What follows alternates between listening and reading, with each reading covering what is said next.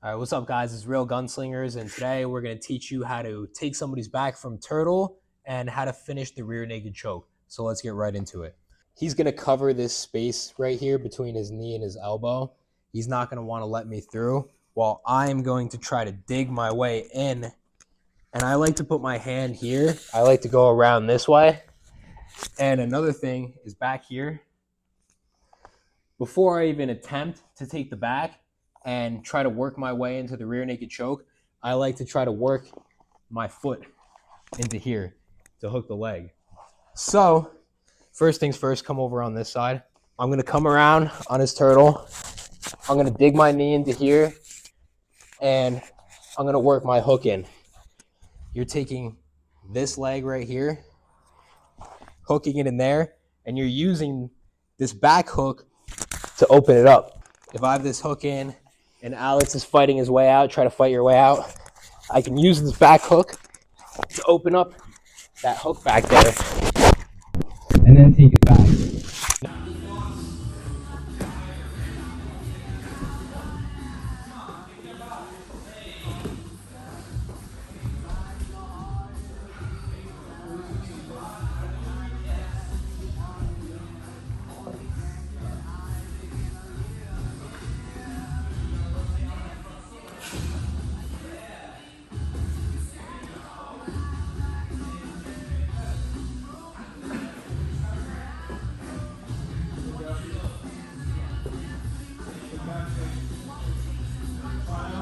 Now, the other way that you can break the guy down is just by simply digging your knee in here.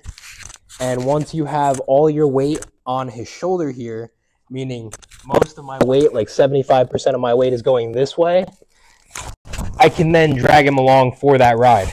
What I want to do is I want to get this hook in on the back. So I'm going to start working my choke in with the hand that's closer to the ground to get him thinking about the choke. You always want to be working this choke in while you're trying to fight for the hook and fight for control, because either way, you have to make him think about this. This right here is very important. So as I'm fighting for this, getting the hooks in, I can get my way around and finish the choke. When I have my hooks in here and I have my seatbelt, one of the most important things is making sure that my chest is lined up with his back. If there's any wiggle room, if he gets here, or if he gets here, or if he gets any other direction than center on center with me, I'm going to have a hard time keeping him there and finishing the choke. So keeping this seatbelt is almost more important than keeping these hooks right here. Now, another thing that guys might try to do is get a 2-on-1, and then he'll try to fight off my center, so maybe he'll try to fight that way. So one of the best things you could do is not lose position. So fight this way. He's fighting this way, and I'm about to lose position. So I transition onto mount.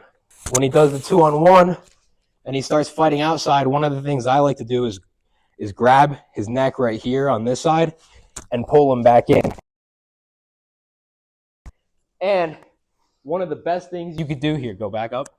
One of the single best things that you could do to control your opponent is to trap one of his arms before you even go for the choke. So let's say I get him down to his side.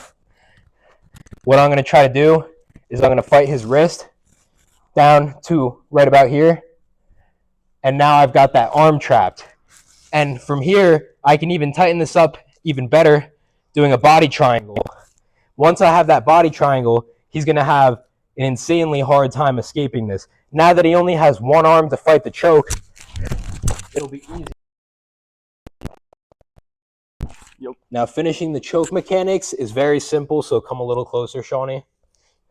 You want your bicep to be on one of his carotid arteries, while your forearm is on the other side, and you want his your elbow to be going straight down, pointing down his center line. So it needs to look something like this. You need to get under the chin. You can grab the head if you can't get under the chin. I like to finish palms facing me, going in here. All I'm doing is a crunch. So all I'm doing is crunching inward and hugging my arms inside. All right, so another way that you can do this, right? If I'm on 2-on-1, right, and I'm trying to push off center line. What was that way that you did it with your right there? And you try to keep them back on this way. So there's a dirtier one that's not illegal. You can do this. It's because it doesn't count.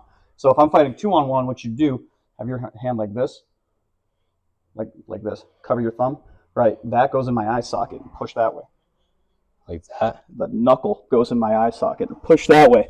And then I'm right there, and now you can definitely finish because my head is off center line. And it's not a finger in the eye. It's legal. You can do that. It works. And you can also cover somebody's mouth like this too and nose and suffocate them. Many people don't do it because it's looked down upon, but it's legal. You can do it in competition. Fuck getting looked down on.